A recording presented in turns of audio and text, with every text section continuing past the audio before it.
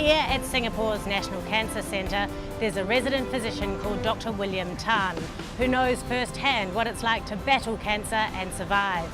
William has been a fighter all his life. At the age of 2, he contracted polio and was left paralysed from the waist down. But determined never to let being in a wheelchair hold him back, William went on to achieve goal after goal. One of his earliest ambitions was to become a medical doctor, and he did his PhD in paediatrics at the University of Auckland's Medical School.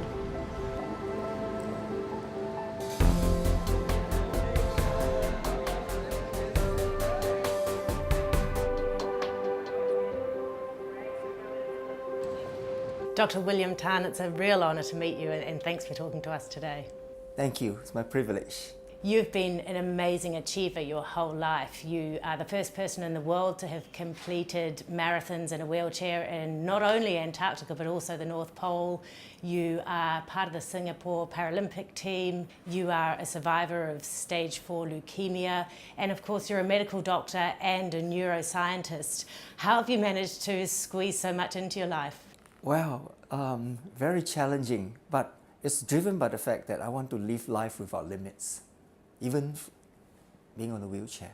But I'm very grateful to many people along the way, and I'm very grateful to New Zealand especially, because it was the first country that I went to when I left Singapore, and New Zealand has played a very huge part in my life journey. You went to New Zealand in 1989 to Auckland University's medical school, and before that you were also at Massey in Palmerston North. Why did you go to New Zealand to study?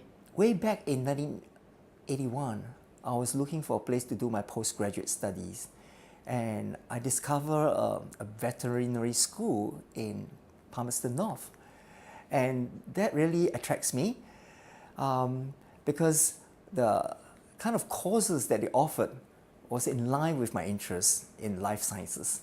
So I spent 2 years doing my Masters of Science in Physiology, and I came back to Singapore and continued my work in the civil service, and also pursue my dreams to compete for Singapore in the Paralympics. But after the Paralympics, I have this huge desire to go back to New Zealand, and this time around was Auckland Medical School to do my PhD. And the time in Palmerston North certainly influenced me a lot, because it really broadened my horizon in many areas, academically and also in the area of sports. And of course, New Zealand is such a beautiful country. I've never seen a country so beautiful as New Zealand.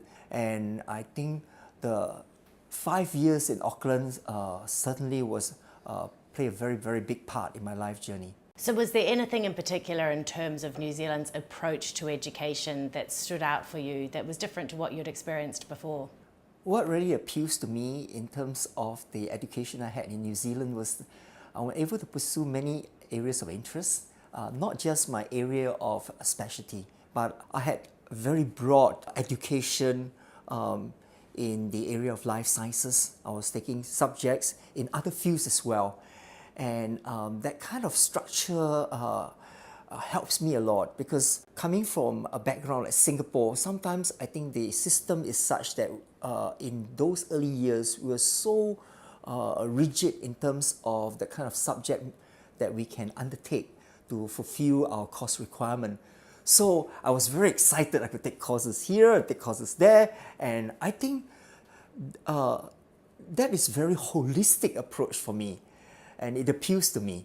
So even in my PhD, I was able to undertake subjects in my core area, which is pediatric neuroscience, but also in all the other related subjects, which form a very strong foundation that subsequently in my research, it actually contributed to some real breakthrough research when I was at the Auckland Medical School. You mentioned that you got into sports in New Zealand and you did some amazing things in that respect. Can you tell us a little bit about what you did? Well, I would say that it's very accidental. It was a conversation with my professor who was doing diabetes research in children. And I thought, how can I, as a sportsman, do something? And I think that my imagination started to go, wow. I was thinking, a marathon? Well, maybe not marathon. It's not challenging enough. since New Zealand is so beautiful and there's so much space, why don't I do something really big? And I started to think big. Wellington to Auckland in a wheelchair. And then subsequently, years later, Bluff to Cape Reinga. And I think that the environment is so conducive in terms of the way people was able to accept others with wild ideas, big ideas. And there were people who were willing to be part of the team and say, William, let's help you to organize it and make that idea happen. This really speaks for itself how my life has been so enriched. It's not just academically, but also in the area of sports, but also it really helped me to see what the world can offer. New Zealand, a place with so much beauty, and also the hospitality of the people. The New Zealanders really touched my heart. Did you ever face any particular challenges being in a wheelchair in New Zealand? Never. Very interesting that you asked this question because I had so much frustration growing up in Singapore in those early years where there were a lot of places that I just cannot enter because there were so much steps. Even on the road, I couldn't use the pavement, the pedestrian walkway because there are no ramps. And when I went to New Zealand, I felt I'm so pampered, and this is a place that recognized equal opportunities, access as well. And I learned so much that when I left New Zealand, I had this compelling desire that I want to come back and do something in Singapore, be an advocate for people with disability. It was in 2009, 6 years ago, that you were diagnosed with stage 4 leukemia. This must have come as a terrible shock. How did you manage to battle this illness?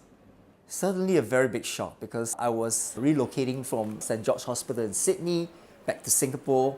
I was offered a position here as a resident physician at the National Cancer Centre. And I was racing in the Paris Marathon and I started to bleed. And I was diagnosed with stage 4 leukemia, devastating, so hard to accept. I always think that I'm too big to fail. I'm a physician. How can I fall sick? I'm a Paralympian. I'm very fit. But I realized I'm just as mortal, fragile like anybody else. I work closely with my oncologist. We had 6 months of chemotherapy and then a bone marrow transplant. My second sister was a stem cell donor. And this is my 6th year into remission. And of course, I have great friends in New Zealand who were very supportive when I was battling my leukemia. There were all those messages and all those phone calls encouraging me. My friends from the Rotary Club of Remuera in Auckland. I've had some lifelong friends since the days of studying in New Zealand. What advice would you have to anybody who is considering studying in New Zealand? Well, great choice. I really owe it a lot to New Zealand, and certainly I would strongly recommend New Zealand as the best choice. Dr. Tan, thank you so much for talking to us. It's really been wonderful to hear from you. Thank you very much.